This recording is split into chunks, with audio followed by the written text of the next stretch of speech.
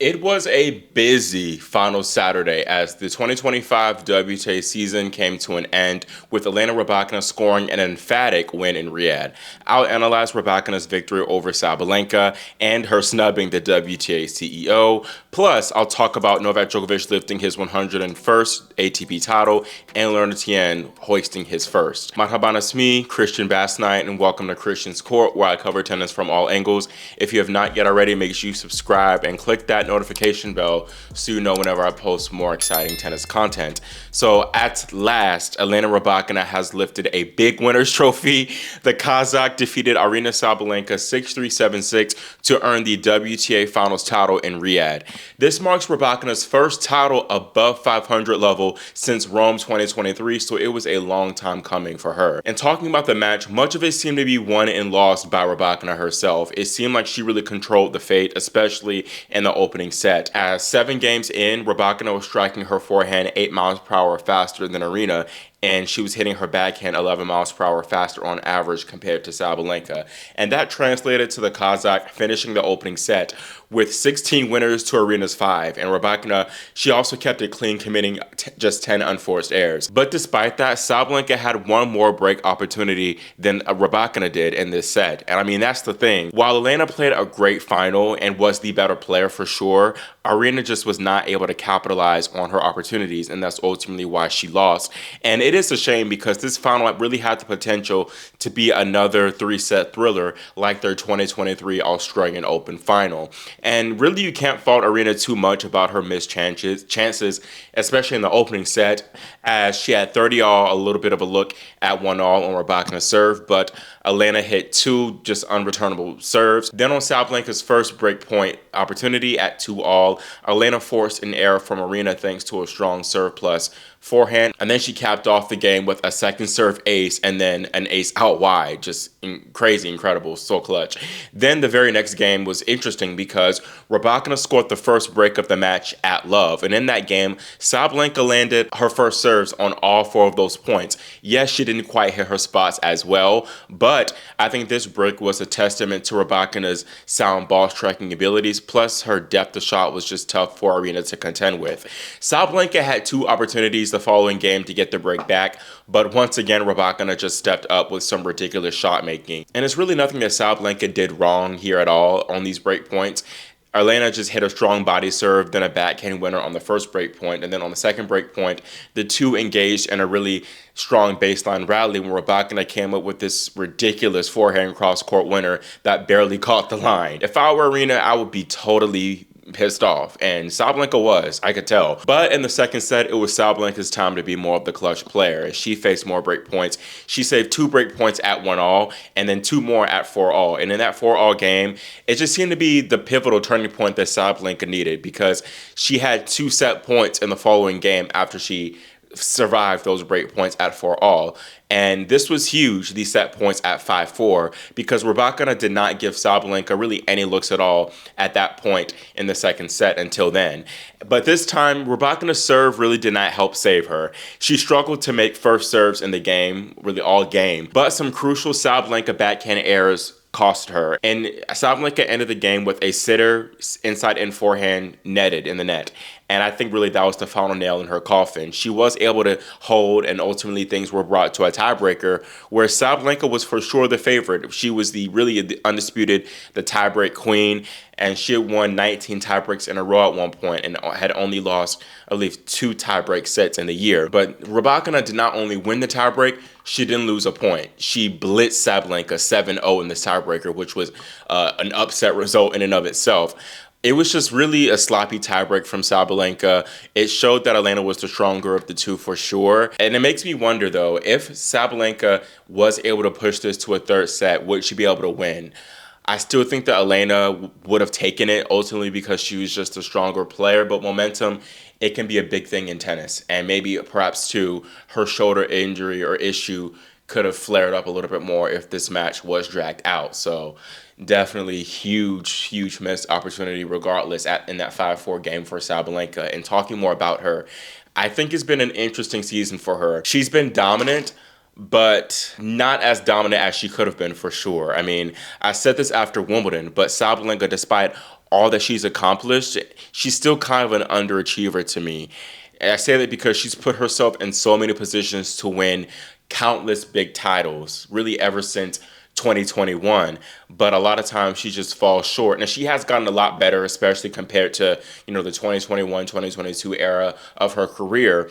But this year alone, she lost the finals of Australian Open and Roland Garros and Indian Wells, all tight three-setters that she arguably could have won. And I mean, you can't win them all. She has a 21-19 record in tour finals, which isn't, I guess, horrible. It's not below 500, but still, for her being a top player, it's not the best. And in this final, I mean, it's not much she did wrong. She was outplayed, but I think for one, of course, she will be disappointed that she was not able to at least force it to a third set, which she really should have done. And if it were one thing, I'd have to say, I think maybe she could have used a little bit more variety against Rybakina. I mean, Elena made it a little bit difficult because with her ball striking, it's hard to do things like drop shot or even slice sometimes, but you got to try. But also, I'd say that Sabalenka could have had a better read on Rybakina's serve. I think her team could have done a better job at preparing her for Elena's serve because Elena did have her favorite serves. A lot of times, Rybakina was beating Sabalenka with the wide serve, so I think that Aryna could have done a better job of covering Rybakina's favorite serves and kind of bait her into going for the riskier serve. But also, I'd say Sabalenka, her second serve return let her down a little bit. She wasn't as effective with applying the pressure right back on Rybakina, especially considering how Rybakina did a great job of applying pressure even on Aryna's first serves. So Rybakina had a much better returning day too, in addition to having a better serving day. Talking back to Sabalenka and her season as a whole, I mean, another successful season. I believe this was her first ever season where she earned 60 plus wins. And it's odd because on paper, like, low-key is one of her best seasons. I mean, making 3 slam finals. Comparing it to 2024, I guess since she won 2 slams in 2024, that might be the more successful season. I don't know. I don't think it's a disappointing season for her. I think it would have been disappointing if she did not win the US Open. That would have been, like, horrible. I'm glad she won that slam, but a disappointing finish to a hell of a season for Sabalenka. So, I mean, I'm not going to say she has nothing to hang her head about, because she does. She lost this final, but she should still be very proud of all that she accomplished this year for sure. But now focusing on Rybakina, I really am so happy for her and the Rybakina fans because they've been through the absolute trenches for the past nearly 2 years. It's been a struggle for Rybakina in her career. I mean, she obviously had the potential for big results. I even knew that. I've made countless videos, I feel, talking about her potential. I think of her being one of the best, but she just wasn't getting those big results. And at first, her problem was the health problems and just withdrawals and not being healthy. And then when she finally became healthy this season, really she didn't have any health problems. She was just dealing with tight losses, thinking about, the Abu Dhabi and Dubai semifinals, Australian Open 4th round, Roland Garros 4th round, Montreal, Cincinnati semifinals. She had chances in both those matches, DC semifinals, and then the US Open 4th round, she lost a tight 3-setter. And then, of course, she also had off-court issues, the coaching drama, first with Gorani Ivanisevic at the start of the season, and then ultimately Stefano Vukov, her now coach, being suspended for much of the season. And on that note, Rybakina seemingly snubbed the WTA CEO Portia Archer in the trophy ceremony, as when she, Aryna, and Portia were supposed to take photos together, and the man and the officials were like directing Rybakina to join in on the photos, Rybakina was not having it. She said, "Y'all can keep that over there. I don't want no parts of that." And this is probably because Portia wrote a letter to Rybakina and Vukov at the start of the year, January, February, around that time, about his suspension and the details of the tour's investigation into his alleged mistreatment of the tennis star. And The Athletic by the New York Times detailed some of the contents of the letter, where Archer outlines Vukov's violations of the code of conduct. And per the Times, her letter said that Vukov had ridiculed and abused Rybakina during coaching, called her stupid and the R slur, as well as throwing balls and yelling at her, and also said that without him, she would still be in Russia picking potatoes. And around the time that the suspension was announced, announced, Rybakina, while she was competing in Doha, said that it was, quote, very disappointing the way that the whole situation had been handled, just the outcome. So she clearly was not happy, and I think that she's still holding a grudge from that whole suspension. She believed that Vukov never mistreated her and that the whole thing was essentially BS. Rybakina really always denied Vukov mistreating her, even when the two split late last year, whenever she spoke to the press, and that was despite conflicting reports. And I do understand where Elena is coming from, I guess, with her not wanting any dealings with Miss Portia. And I don't know all the details of what happened, but this just is not a good look. I don't think she was aware of how it would look, and how the cameras would maybe catch the situation, or maybe if she did, she didn't care. But now her doing this and this snub is bringing more attention to that unpleasant Vukov suspension situation. And it's really not like Archer meant any harm with the investigation. I think that she did what she was supposed to do, which is look out for one of the players on the tour. That's her job, to protect the players. And maybe Rybakina was annoyed that Archer essentially let the Times get their hands on the letter. I kind of get that. Just realized this late, but Auntie Pam Shriver has entered the chat, and she had a tweet about Rybakina snubbing Portia Archer. She wrote on Twitter/X, "Imagine winning more prize money in one tournament than the entire original 9 over their collective careers, then dissing the WTA CEO because the CEO has tried to ensure stronger safeguards in your sport. It's hard to imagine." I'm not surprised she said this, because she spoke out against Vukov before, and Rybakina spoke out against her for speaking out against Vukov. And I understand that Pam has the best intentions, because she was mistreated by her former coach. So I think she genuinely wants the best for these players. But I don't know if she should have tweeted this. It's just going to ignite a whole other thing with Pam and Rybakina and her fans. But yeah. And I feel like some people agree with what Pam says. It's like a split issue. So again, let me know what y'all think about that. Now, while on the topic of Vukov, I'm just going to get this conversation out the way, because I know a lot of people have been talking about it, about whether he deserves credit for Rybakina's surge toward the end of the season. Now, I think maybe he deserves some credit, because these two reunited. The suspension was lifted around the time of the North American hardcourt swing, and that is when Rybakina started to have stronger results. She started playing better, and I think a lot of it comes from just having him in her coaching box. Having him in her coaching box, I think, helped, because he's very vocal. And in that type of situation, I think Rybakina became a little bit dependent on him. So with him not being there, I think she lost a little bit of, I guess, a sense of identity as far as how she wanted to play her tennis. And I think that Vukov being back in her coaching box gave her more clarity, especially in the big moments. But I think that Elena deserves a lot of credit herself, because she just reached a whole new level after her losing in the Wuhan quarterfinals to Sabalenka. I think she was really on a mission just to qualify for the finals ever since then, and she saved her best tennis for around this time. She won Ningbo and made the Tokyo semifinals as part of an 11-match win streak, where she defeated 7 top 10 players, including the world number 1 and 2, Sabalenka and Swiatek, both here in the WTA Finals. And really every aspect of Rybakina's game was on point. Her serve was as strong as ever. Her ground game was wonderful too, but also her transition/net game was as best as we've seen it. Plus her movement and defense also helped her a lot too. Her anticipation skills aided in her success as well. And with her being undefeated, going 5-0, Rybakina makes history, earning the largest payout in women's sports, taking home $5.2 million.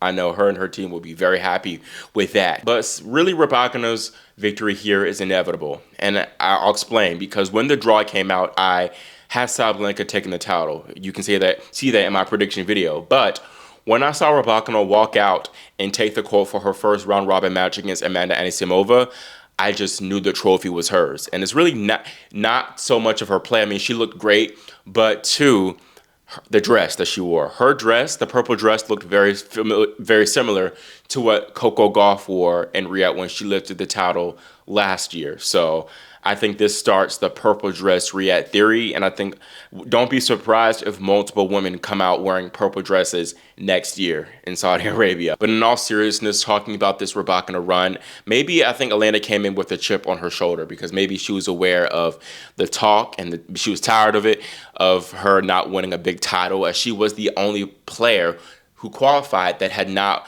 made a final of a 1,000 level or a slam tournament that year. And again, if she plays like this, there's absolutely no reason of why she cannot win a slam next year. So comment below if you think that Rybakina will win a slam or if you think that she will once again finish slamless in 2026. Focusing on the present, I am so, again, happy for Elena and her fans, especially the fans, because they needed this one. They needed a big win because it's been rough for Rybakina Nation, or whatever the Rybakina fans call themselves. But yeah, congratulations to Elena and her team. Now, while we did not get a three-setter in Riyadh, we were treated to some three-set thrillers on the ATP Tour and the 250 Finals in Greece and France. In Metz, American Elena Tien picked up his first career tour title, defeating 7th seed Cam Norrie 6-3, 3-6, 7-6 in a battle of the crafty lefties. This final was just a roller coaster, especially in the final set. Tien really had the match on his racket. He led 4-1, and he had double break points for a double break lead to go up 5-1 and serve for the match. But Norrie just clawed back, and ultimately it was brought to a tiebreaker. And in that tiebreak, Cam had the match on his racket as he led 5-1, being 2 points away from the win. But Lerner, I've been saying this for so long, the guy just has that dog in him. The 19-year-old fought back to win the last 7 of 8 points to take, again, his first career title. And with the win, Lerner will crack the top 30 for the first time as he is 28 in the rankings for Monday, and he will likely be seeded for the Australian Open. I will say this until I am blue in the face, but Elena Tien just does not get the credit that he deserves for his rise because he started the year around outside top 120. Now he moved nearly 100 spots in the rankings. Like, I don't think we talk about just how impressive that is. Like, that's an incredible, incredible, incredible rise. So again, clap it up, give it up to Elena Tien because not only for, again, this incredible win in Metz, just the fight back, but just his rise overall this season. And he continues to show that he is one to watch, and he will be playing at the top level for a very long time. Meanwhile, in Athens, Novak Djokovic earned his 101st title, defeating Lorenzo Musetti in a titanic 4-6, 6-3, 7-5 3-hour thriller. This was a back and forth tussle, and I gotta give Lorenzo credit because he was down multiple break deficits in the decider, but ultimately Novak was just too strong in the end. And Novak really, like, the guy is such a troll, but in the best way. Like, he is so funny because first, this reaction from him was more dramatic than when he won slam. He got more hype from winning this 250 than he did winning the US Open. Like, he is something else, I'm telling you. And also him making Musetti work this hard. He played multiple grueling 3-set matches this week in Athens so he can try to qualify for the ATP Finals just for Novak to pull out ultimately, and it didn't even matter. But in Novak's defense, he said in his press conference that he was truly unsure about playing in the ATP Finals throughout the week and throughout the tournament because of his shoulder issue, which apparently got inflamed after the finals. So I guess in some way, you can say that Lorenzo earned the final spot for pushing Novak to the point where his shoulder was too bummed out to do much. So I guess that's what Lorenzo can tell himself to make himself feel better. But I do wonder maybe if this was the scheme that Nole set up. Because I'm wondering why Felix just did not go ahead and play his 2 relatively easy matches in Metz to qualify. I'm wondering if maybe he got intel from Novak that Novak knew all along that there was a high chance he wouldn't play. But it doesn't matter. Both Lorenzo and Felix are in. But I do think that the ATP did good to change the rules to where tournaments the week before the ATP Finals do not count towards the actual finals race because this just was not a good look, having 6 of the 8 finalists pose for the media appearances and pose near the trophies. And I know that Felix and Lorenzo are relieved that they qualified, but they were kind of robbed, I think, of the full finals experience. This was their first time qualifying for the ATP Finals as well, so I mean, disappointed that they weren't able to again experience it fully. Not to mention Lorenzo is at a disadvantage physically, but again, he'll be happy that he even will be able to play, especially in front of the home Italian crowd. But looking at the groups, in Group Connors, we have Carlos Alcaraz, Taylor Fritz, Alex de Minaur, and Musetti. While in Group Borg, we have Sinner, Zverev, Shelton, and Auger Aliassime. I'm not going to do a full ATP Finals preview because, quite frankly, I'm one man. I can't do it all. I've been so busy this week, but I'm going to give a prediction because what the hell, sure. I think in the first group with Alcaraz, I think Carlos will finish first, and then in second, I'll have de Minaur, and then Sinner, I think he'll come first in his group, and then FAA, I'll have him come through. And in the semifinals, I think we'll have Alcaraz against FAA. I actually will have Felix pull off the upset, and then Sinner versus de Minaur. And then ultimately, I think we'll have a rematch of the Paris final where the result, I believe, will be the same with Jannik defending his title in Turin. That is all I have for this update video, and let me know your thoughts on the WTA Finals and how you feel about Rybakina's incredible win and her snub of Portia Archer. Do you think that she's valid in doing what she did, as well as Sabalenka's finish, and your opinions on her outlook of this year, plus drop your own predictions for the upcoming ATP Finals in Turin. Thank you all again so much for watching and for your continued support, and I will see you all next time here on Christian's Court.